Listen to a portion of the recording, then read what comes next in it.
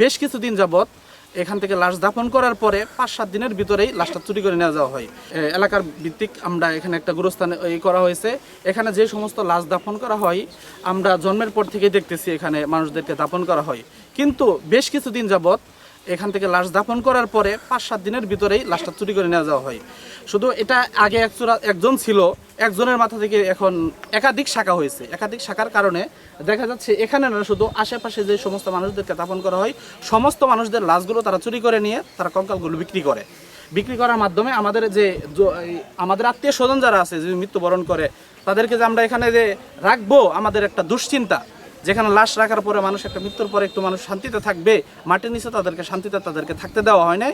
2-4 দিনের মাথায় তারা লাশটা চুরি করে নিয়ে যায়। তারাপুর সেনাচল যৌথ গোরস্থানে আমরা বৈটামারি গোরস্থানের লোক সামিল আছি। এখানে আমার সম্মানিত মাতা, আমার পিতা ছিলেন আলেম, যে মাতা কোনোদিন বাড়িতে বোরকাবিহীন বাইর হইতো না, সেই মাতা মৃত্যুর পরে এখানে আমি দাফন করছি।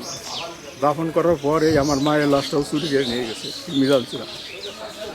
দুঃখ হইল এই মিজানচূড়া বাড়িঘর ভাঙা কেন, তার মাথাটা যে আমি চাবাইয়া খাই তা আমার দুঃখ মিটবে না, এমন একটা পরিস্থিতির মধ্যে আমরা আছি। এইরকম জগন্নাথ কাম অহরহ হইতেছে। এর জন্য আমরা চাই যে তাদেরকে এমনভাবে শাস্তি দেওয়া হোক, এমনভাবে বিচার করা হোক যেন এগুলো দেখে পুরো জাতি, পুরো বাংলাদেশের মানুষ যেন এদের থেকে শিক্ষা পায়। দেশ জুড়ে তোলপাড় ওয়ালটন ফ্রিজ কিনে আপনিও হয়ে যেতে পারেন মিলেনিয়ার। কিছুদিন আগে মিজানচূড়া আমাদের গুরুস্থান থেকে 3টা লাশ উত্তোলন করে নিয়ে গেছে এবং এই মিজানচুর গরু থেকে লইয়া গরু, টাকা পয়সা মানুষের এবং আর এই মোবাইল চুরি এবং যত এলাকার এই মোটর চুরি এবং এই লাইনের তার চুরি, এই টেলিস্মিটার চুরি, কোনো চুরিতে সে বাদ নয়।